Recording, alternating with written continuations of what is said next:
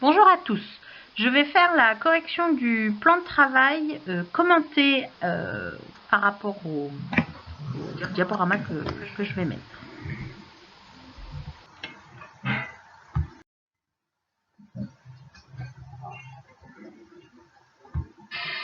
On va commencer par un matador. Alors un matador, c'est un compte bon. Il faut faire 44 avec 2, 6, 10 et 11. Ça correspond donc au tirage qui est écrit sur le diaporama.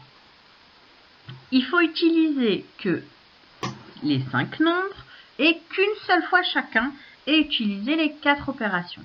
Donc moi je vous mets que quelques exemples. Je vous ai mis l'exemple du coup matador, d'une solution à 9 points et d'une solution à 8 points. Donc ici, pour le coup matador, donc ici, on a bien utilisé les 5 nombres et les 4 opérations.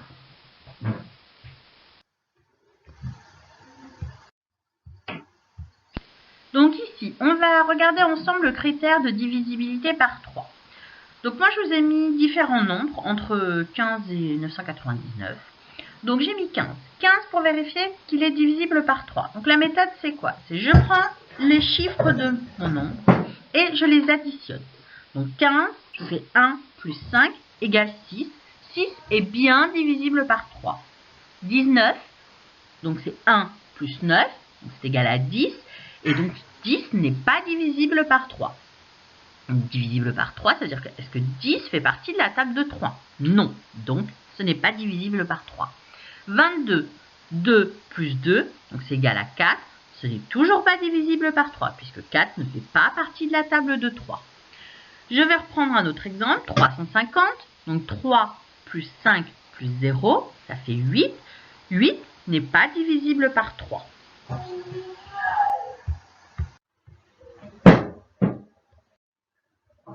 Donc ici, la correction de l'activité mentale 2.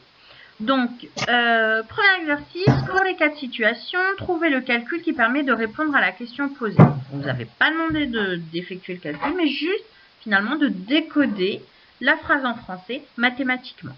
J'ai acheté 3 t-shirts à 12 € l'un. Combien ai-je payé en tout? Donc, ça veut dire que j'ai 3 t-shirts et un seul t-shirt coûte 12 €, donc je vais bien faire 3 fois 12. Ensuite, dans un tonneau pouvant contenir jusqu'à 15 litres de liquide, j'en ai déjà versé 2. Quelle quantité de liquide puis-je encore verser? Bon, pour savoir combien je vais verser, je peux encore verser de liquide, je vais donc faire une soustraction, 15 moins 2. Paul a acheté 3 gâteaux à 2 € l'unité et 4 pains au chocolat à 1,50 € l'unité.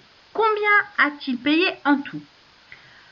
Ici, on a 3 gâteaux à 2 € chacun, donc 3 fois 2, plus 4 pains au chocolat à 1,50 €, donc 4 fois 1,50 €. Donc ici, l'opération, c'est 3 multiplié par 2, plus 4 multiplié par 1,50. Amélie, âgée de 10 ans, a 4 ans de moins que sa sœur Sarah. Quel est l'âge de Sarah? Donc, si Amélie a 4 ans de moins que sa sœur, donc ça veut dire que sa sœur elle a 4 ans de plus. Donc 10 plus 4.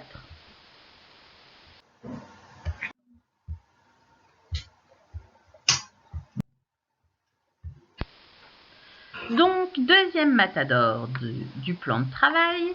Donc pareil, il fallait faire 14 avec le tirage suivant. 3, 4, 7, 12 et 12.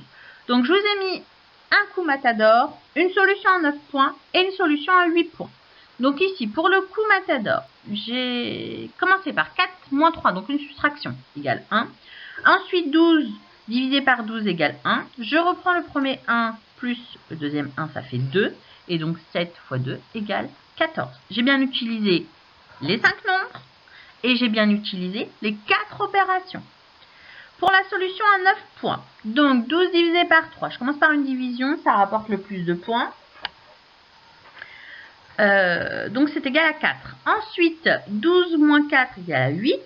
Donc ensuite, je refais une division. 8 divisé par 4 en utilisant les deux résultats d'avant, ça fait 2. Et donc 7 fois 2 égale 14.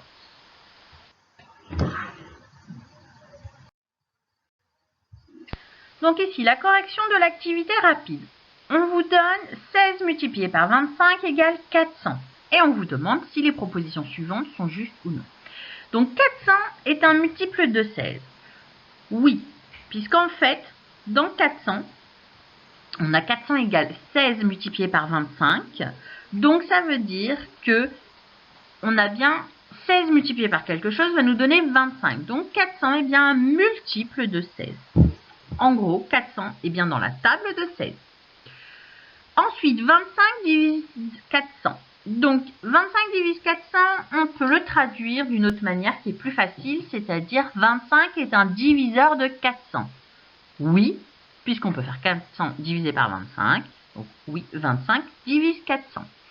400 est le quotient de 16 et 25. Non, ce n'est pas le quotient, c'est le dividende. D'accord? Ensuite, est-ce que 16 est un diviseur de 400? Oui, 16 est bien un diviseur de 400, puisqu'on peut faire 400 divisé par 16, et ça donne 25. Donc ici, on vous demande d'entourer en bleu les nombres qui sont divisibles par 2 et en rouge les nombres qui sont divisibles par 5. Donc, les nombres qui sont divisibles par 2, ce sont des nombres pairs, c'est-à-dire des nombres qui se terminent par 0, 2, 4, 6 et 8. D'accord? Donc ici, je les ai bien entourés en deux. On a 56, 50, 78 et 780. Ensuite, pour les nombres qui sont divisibles par 5. Les nombres qui sont divisibles par 5 sont des nombres dont le chiffre des unités se termine par 0 ou 5. On a donc 4365, 50 et 780.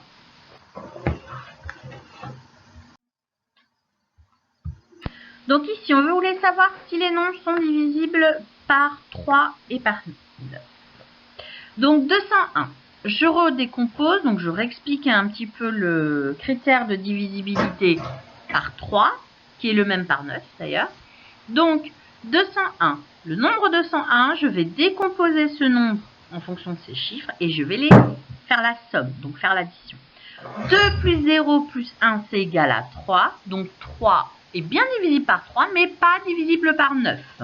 306, 3 plus 0 plus 6, c'est donc égal à 9. Divisible par 3 et par 9. 456, donc 4 plus 5 plus 6 est égal à 15, donc divisible par 3, mais pas par 9. 686, 6 plus 8 plus 6, ça fait 20, donc pas divisible par 3 ni par 9. 6702, 6 plus 7 plus 0 plus 2, c'est égal à 15, donc divisible par 3, mais pas par 9. 7803, 7 plus 8 plus 0 plus 3, c'est égal à 18, donc c'est divisé par 3 et par 9. Ensuite, le dernier, 12765, donc 1 plus 2 plus 7 plus 6 plus 5, c'est égal à 21, donc divisible par 3, mais pas par 9.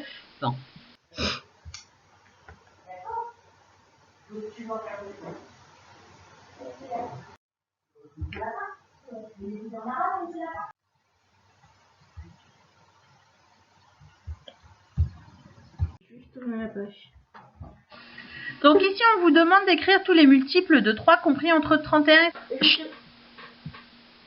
Ensuite, 54, c'est 17 multiplié par 3. Et puis le dernier, 57, donc c'est 19 multiplié par 3. 58, ça veut dire quoi? Ça veut dire qu'on va chercher les nombres qui sont dans la table de 3 entre 31 et 58. Donc, en gros, entre 30 et 60. Donc, ici, 33. 33, c'est 11 multiplié par 3. 36, c'est 12 multiplié par 3. 39, 13 multiplié par 3. 42, c'est 14 multiplié par 3. 45, c'est 15 multiplié par 3.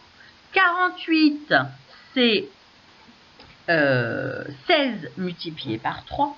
Et 51, c'est 17 multiplié par 3.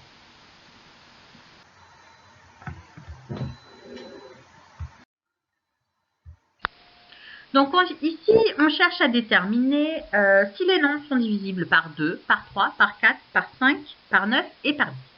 Donc je vais faire pour chaque critère. Donc le critère de divisibilité par 2. Il faut que le nombre soit pair. Donc je rappelle la définition d'un nombre pair. C'est un nombre qui se termine par 0, 2, 4, 6 ou 8. Donc 484, le chiffre des unités se termine par 4. Donc oui, c'est divisible par 2. 670, le chiffre des unités est 0. Donc oui, c'est divisible par 2. 1665, le chiffre des unités est 5. 5 étant un nombre impair. Donc il n'est pas divisible par 2. Ensuite, 1968, le chiffre des unités c'est 8, donc il est divisible par 2. Le critère de divisibilité par 3, je vous le rappelle, on fait la somme de chaque chiffre du nombre et on regarde si c'est dans la table de 3. Donc, 484, 4 plus 8 plus 4 c'est égal à 16, donc 16 ne fait pas partie de la table de 3, donc n'est pas divisible par 3. 670, 6 plus 7 plus 0, c'est égal à 13. Donc 13 ne fait pas partie de la table de 3, donc il n'est pas divisible par 3. 1665, 1 plus 6 plus 6 plus 5, c'est égal à 18. 18 fait partie de la table de 3, donc il est divisible par 3. 1968, 1 plus 9 plus 6 plus 8, c'est égal à 24, et donc 24 fait partie de la table de 3, donc il est divisible par 3. Ensuite, ici, pour le critère de divisibilité par 4, on va regarder les deux derniers chiffres du nombre. Pour 484, on va regarder 84. 84, on va voir s'il fait partie de la table de 4. Donc 84 fait partie de la table de 4, puisqu'en fait, c'est 40 plus 24, donc c'est 16 fois 4. Donc oui, il est divisible par 4. Ensuite, 670. 670, donc je vais regarder uniquement 70. 70 ne fait pas partie de la table de 4. 1665. 1665, je vais donc regarder 65 et 65 ne fait pas partie de la table de 4. 1968, je vais regarder 68. 68 fait partie de la table de 4 puisque c'est 40 plus 28. Donc en fait, c'est 17 multiplié par 4. Donc oui, il est divisible par 4. Critère de divisibilité par 5, il est très simple. C'est si les nombres se terminent, si le chiffre des unités se termine par 0 ou 5. Donc ici, on a 670 et 1665. Critère de divisibilité par 9, c'est le même que par 3. Donc 4 plus 8 plus 4, on avait dit que c'était égal à 16. 16 ne fait pas partie de la table de 9, donc il n'est pas divisible par 9. 6 plus 7 plus 0, c'était égal à 13, donc ne fait pas partie de la table de 9. 1665, on avait dit que c'était 1 plus 6 plus 6 plus 5, donc 18. Donc 18 fait bien partie de la table de 9. Donc il est bien divisible par 9. Et le dernier, 1968, c'était égal à 24. Donc 1 plus 9 plus 6 plus 8. Et donc 24 ne fait pas partie de la table de 9. Ensuite, le dernier critère le plus facile, divisible par 10, il faut que le chiffre des unités se termine par 0. Donc ici, il n'y en a qu'un seul, c'est 670. Alors ici, une petite activité un peu sympa. Donc on vous dit on est vendredi, quel jour sera-t-on dans 2008 jours? Et expliquez votre démarche. Donc, ce qu'il faut savoir, c'est que dans une semaine, il y a 7 jours. Ça, vous le savez. Voilà. Donc, en fait, qu'est-ce qu'on va faire? On va poser la division euclidienne de 2008 par 7. Donc, 2008, c'est égal à 286 multiplié par 7 plus 6. Donc, pour savoir, en fait, quel jour sera... Donc, si aujourd'hui on est vendredi et on veut savoir dans 2008 jours quel jour il sera, je vais tout simplement compter 6 jours à partir de vendredi. Parce que ça veut dire qu'il y a eu 286 semaines qui sont passées dans les 2008 jours et il reste que 6 jours. Donc, si je compte 6 jours à partir de vendredi, donc moi j'ai simplifié S pour samedi, D pour dimanche, etc. Donc, j'ai samedi, j'ai dimanche, lundi, mardi, mercredi et jeudi. Donc, dans 2008 jours, on sera donc un jeudi. Ensuite, un équipage composé de 40 pirates et son capitaine a dérobé 275 pièces d'or. Et donc, le capitaine il leur dit « Partagez-vous équitablement, je prendrai le reste. » Bon, pareil, on va poser la division euclidienne de 275 par 40. Donc 275, c'est égal à 40 multiplié par 6 plus 35. Ça veut dire que les membres de l'équipage qui sont au nombre de 40, ils auront chacun 6 pièces d'or. Et le capitaine, vu qu'il a le reste, il en aura 35. Bien entendu, il a raison de faire cette proposition puisqu'il aura beaucoup plus de pièces d'or que ses coéquipiers. Voilà, donc j'espère que ma correction vous aura un petit peu aidé.